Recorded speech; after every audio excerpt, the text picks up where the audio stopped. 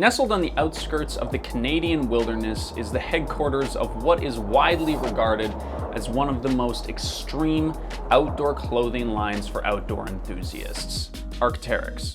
This brand has partnered with some of the craziest adventurers in the world, from Everest climbers to world-class snowboarders to military personnel. But more recently, we've seen the Arc'teryx logo featured in videos of people just casually wearing hundreds or thousands of dollars of technical gear in the shower. Now, despite their best efforts, Arc'teryx has become a viral hit on social media. We've got TikTok trends, celebrity endorsements, even rap songs. So how did Arc'teryx go from being this epic outdoor mountaineering company to yuppie apparel for the guy going to get his locally roasted coffee beans? Seriously, who wears a $250 jacket to go and get coffee? Me. I'm that guy.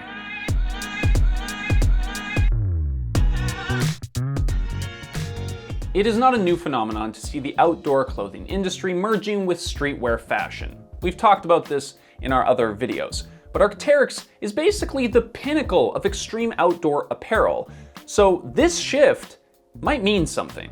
It's this drive for perfection that sets Arc'teryx apart as possibly the best in the business. If you want the lightest, most weatherproof jacket on your next mountain expedition, and price isn't an issue, you'll be pretty hard-pressed to find anything better than Arc'teryx. But despite their best effort to not appear overtly fashionable, Arc'teryx has found itself in the middle of an unlikely trend: outdoor gear as luxury fashion. And this is why it happened. In the age of ultra-fast and real-time fashion, we see the pendulum swinging in the other direction. Arc'teryx products are aesthetically simple and timeless and high quality. For such an innovative brand, it may seem counterintuitive that the look of Arc'teryx products haven't actually changed all that much. Most of their innovations and changes that they make from year to year are all about performance, shaving ounces of weight from already tried and true designs, not what colors or cuts are in fashion that year.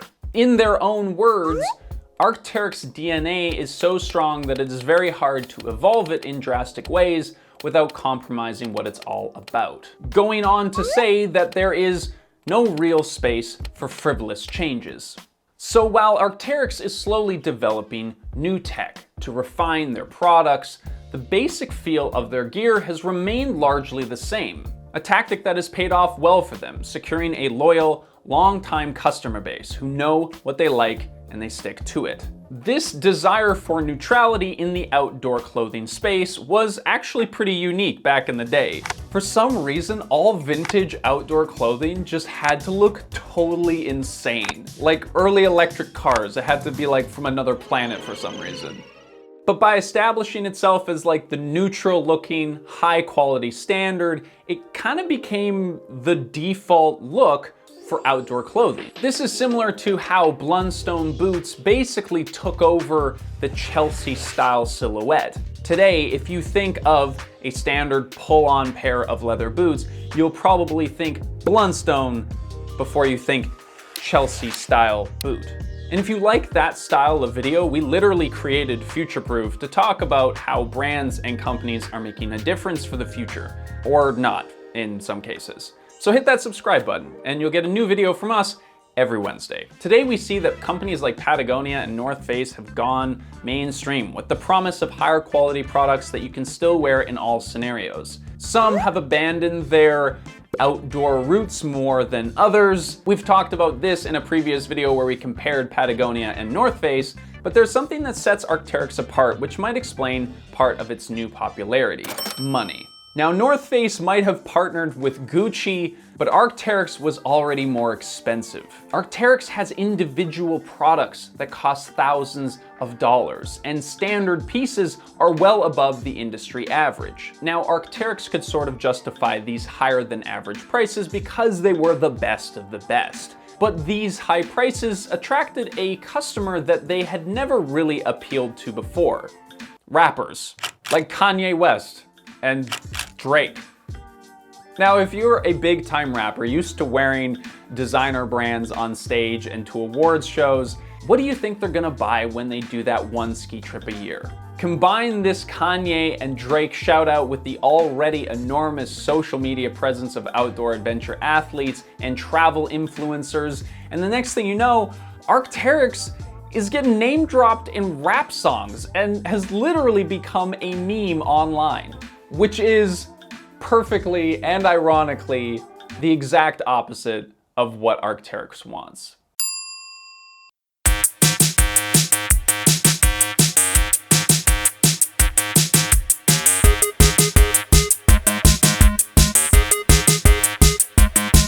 Design VP Dan Green seems pretty adamant that Arc'teryx isn't going down this road, and that if they did, it would spell the death of the company as we know it.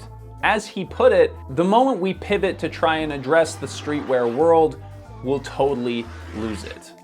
You know, when your friend is like, I'm gonna quit drinking coffee, and you're like, yeah, and they're like, what? No, I'm being serious. For a company that's not overtly fashionable, they seem to have appeared on the runway recently, and they've gotten a lot more recognition and money since then. So now Arc'teryx is on the runway, and the more recognition and more money that they get from this mainstream appeal, the more difficult it's going to be to design for the mountains instead of for the mall. And honestly, the backbone of a company is more important than ever in the modern fashion world. We discussed this in our video about North Face and Patagonia. But the difference here is that Arc'teryx is the extreme outdoor brand. And as a result, there's a lot more on the line. And already, we have seen Arc'teryx starting to lean more into streetwear, having developed a whole new line just for urban environments. And this new lineup, which is called Valence, seems to be pretty, I don't know, fashionable? And maybe it's just us, maybe we're reading into it, but now it seems that Arc'teryx is suddenly developing a bit more of an interest in their social media presence. They even have their own TikTok account and their own trends that don't really have much to do with the outdoors at all. Now, these things aren't bad per se, but it does seem to be reflective of a subtle shift in the company philosophy that helped them succeed in the first place. If Arc'teryx starts diluting its core values to secure the streetwear shopper, they might start losing that loyal, adventurous core fan base that propelled them to greatness. Oh yes, and for our Canadian audience, of course, we know a lot of y'all actually, you do replicate some of those extreme mountaineering pictures in your morning commutes to work. Well, it's too cold to stand around. I'm gonna head back to the house now. That's it, Mike. Yes, there's always a justification for the best of the best. We're just saying, you know, not everybody needs it. But what do you think? Is this the end of Arc'teryx? Are they actually going to become like their logo, just a pile of bones that nobody remembers anymore and is really hard to pronounce?